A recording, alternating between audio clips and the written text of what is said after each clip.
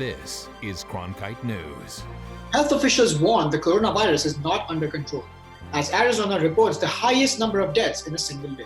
I'm thrilled to be in Arizona with thousands of patriotic young Americans who stand up tall for America and refuse to kneel to the radical left. Plus, the top takeaways from President Trump's visit to Arizona. And now that we know we'll have a baseball season, who are the Diamondbacks' opponents? Find out next. Cronkite News starts now. Welcome to this Cronkite News Update. I'm Jalpan Nanavati. Our big story tonight: health officials are reporting 79 new coronavirus deaths, a new state high. The Arizona Department of Health Services tweeted that 53 of the new deaths, however, were determined through death certificate matching. The department also reported 1,795 new coronavirus cases this morning.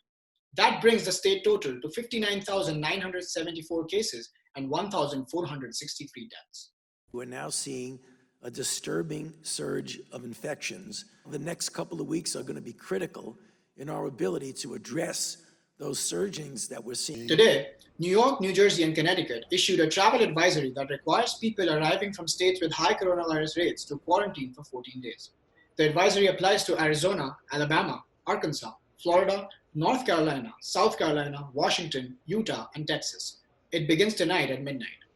Although our economy has done better than expected, analysts are still predicting that Arizona is looking at an estimated $700 million decrease in the next year's budget due to the coronavirus. The Joint Legislative Budget Committee had originally estimated the budget would decrease by $1.1 billion back in April. But since then, the projections have changed in light of the state's revenue not falling as much as previously estimated. Although the projections for the budget decrease have changed, there is still a possibility of it increasing. Several factors could influence that, including how well the state and the federal government responds if there is a second wave of COVID-19. The committee's director said it may take 3 years for the economy to fully recover. Yesterday, President Trump held his second rally here in Arizona, despite the spike in coronavirus cases. Nadia Romero has the latest. I'm thrilled to be in Arizona with thousands of patriotic young Americans who stand up tall for America and refuse to kneel to the radical left. President Trump addressing an audience of young supporters at the Students for Trump rally, another mask-optional gathering at the Dream City Church in Phoenix, a much smaller venue than Saturday's rally in Tulsa. This just hours after the president commemorated the 200th mile of the new wall along the U.S.-Mexico border. It's really foolproof. It's solid steel, it's rebar and concrete inside the steel. But the president's visit to Arizona didn't come without criticism. Right now, the Centers for Disease Control does not advise large indoor events take place. This is a very concentrated environment. It is not safe right now to have any large events. Cases are surging in Arizona. Nearly 3,600 cases were reported Tuesday, a record high, triggering the city of Tucson to cancel its 4th of July fireworks display. We're seeing the majority of the cases happen in that age bracket of 20 to 44. Former Vice President Joe Biden slammed the president's Arizona trip as a distraction, saying in a statement his decision to hold a rally in Arizona as the state deals with a severe COVID-19 resurgence is reckless and irresponsible. I'm Nadia Romero reporting. President Trump also took aim at mail-in ballots at Tuesday's speech. And there is tremendous evidence of fraud whenever you have mail-in ballots. And frankly, if we are really going to protect our elections, and some people don't want to hear this, we must have voter ID. He's flat out wrong. We have a long track record of successful and secure voting by mail in Arizona. Ballots are tracked when they leave the county recorder's office to go to voters, and voters can find out the status of their ballot once they return it.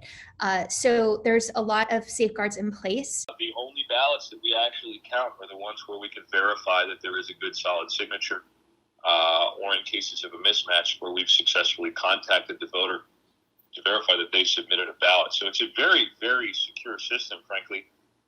Signature verification and all of these steps are more secure than other methods of voting that are employed. So we're confident that this is a secure system. In Maricopa County, there are new tabulation machines as well to speed up the process of counting those ballots. How are the mail-in ballots checked? Well, here's how it's done in Maricopa County. After an early ballot is delivered, it's not opened. It's scanned to allow voters to check that it's been received. The voter's signature is also captured from the envelope. Trained staff compare that signature to the one on the file from the voter's registration form.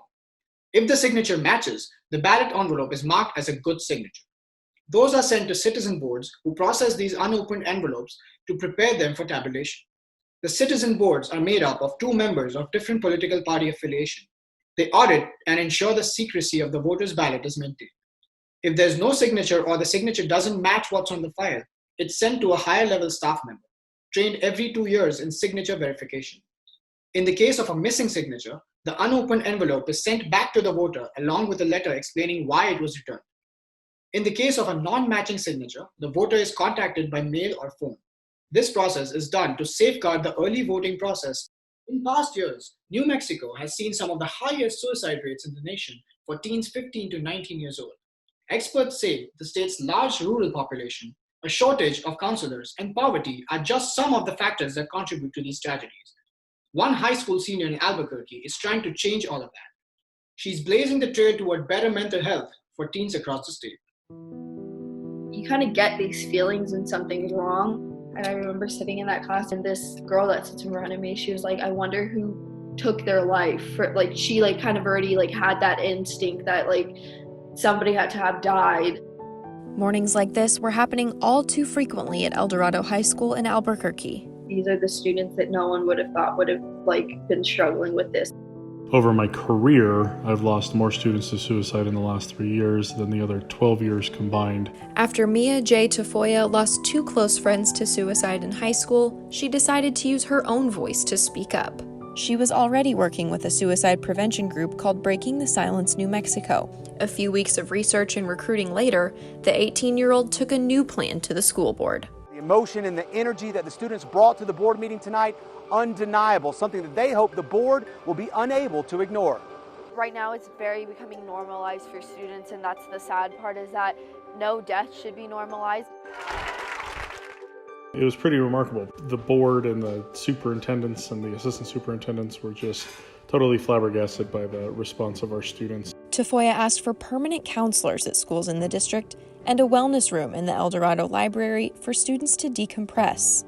El Dorado hired a full-time family therapist, and that wellness room will open in fall 2020 when students return. We have a textile table where they can go and feel stuff, and then we have cubicles if they needed to just be alone. All of that was pretty amazing to see how kids can just take control of an issue and fight for it and get heard and then get some results. Tafoya hopes that safe spaces in school will help those kids who feel like they can't reach out to anyone else, or for whom the pressure of life is just too much.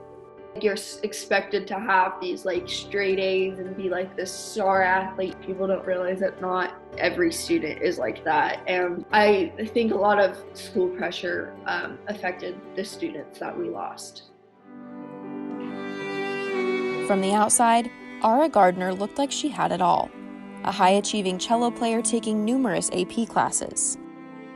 She was just on top of things and had a lot of hopes and dreams, so I would have never thought something like that would have happened. Ara Gardner took her own life in 2017. She was 16 years old. Here I was, instead of planning what we were going to do during the week of spring break that we had family, I was planning a funeral. You think your kiddo is happy and doing well and you're doing all you can, and it can still happen. Gardner appreciates that the district is adding these resources so that fewer students will slip through the cracks. It makes me happy to know that if changes are coming because of students that have passed away, that their passing wasn't in vain. Tafoya has been widely recognized for her work in suicide prevention, but her main focus is advocating for people who are overwhelmed and need help. Breaking the stigma around mental health and suicide, so these students feel open to talk about it and they feel like it's okay to have these problems. Next year, Tafoya will attend New Mexico State University to study education. She plans to return to El Dorado and continue her mental health mission. Jordan Elder, Cronkite News. And now for a look at 3 major sports stories we're tracking today. First, according to AZ Central, 2 Phoenix Suns have tested positive for the coronavirus. The team did not confirm the reports, but cancelled remaining workouts Tuesday. However, they plan to continue with individual workouts this week. The NBA's official testing window for COVID-19 started yesterday and will continue through the month. Training camps are expected to start July 11th with a tentative July 30th start date. Second, this year's New York City Marathon has been cancelled because of the coronavirus pandemic. The race was scheduled to take place on November 1st, but organizers say they made the decision to cancel it because of health and safety concerns for runners, volunteers, spectators, and others. Last year's marathon included a world record 53,640 finishers. Entrants for the 2020 race will be offered a full refund of their entry fee or a guaranteed entry to either the 2021, 2022, or 2023 marathon. And third, we now know who the D-backs opponents are going to be during the shortened 2020 baseball season. With 60 games scheduled, they'll play each fellow member of the NL West 10 times and the remaining 20 games against the AL West. The AL West is no cakewalk, either with teams like the Astros, the Athletics, and the Angels. Travel is also a potential issue as the AL West has teams stretching from Texas to Seattle. Spring training is scheduled to officially begin on July 3rd, with the season starting July 24th. The Arizona Coyotes continue to make history within the NHL. Last year, Alex Meruelo became the league's first Hispanic owner when he purchased the team in July. This year, the organization named the first Latino president and CEO in NHL history.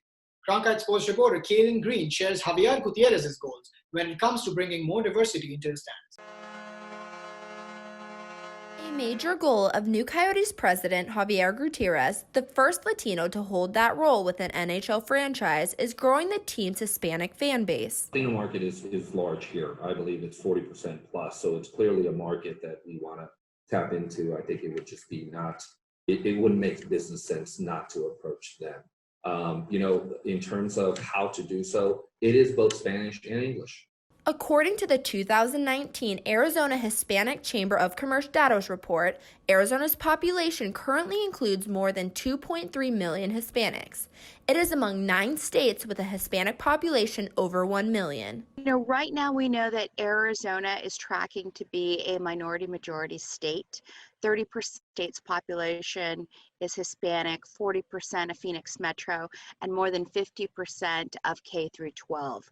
This is the growth market.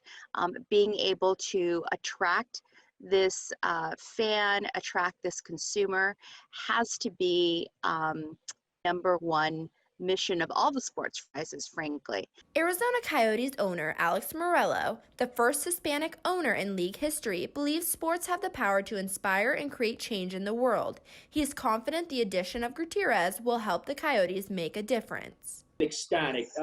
We've had so many things happen in 2020, and some have been good, a lot have been bad. With the issue of the COVID has been the worst thing we could have ever had, right? And then you had, of course, a lot of civil unrest. Sports is what brings us all together, in my opinion. Morello wants to incorporate more Hispanic culture into the hockey setting. Just 3 months after he took over the team last year, the Coyotes launched Spanish-language social media accounts in an attempt to better engage Hispanic fans. Kaylin Green, Cronkite News. Gutierrez and Meruelo are coming together to plan further methods to reach out to the largest minority group in Arizona. They want to increase their fan base and bring more people to hockey. That's it for this edition of Cronkite News. For Arizona news updates throughout the day, follow us on Facebook and Twitter, and find us online at cronkitenews.azpbs.org.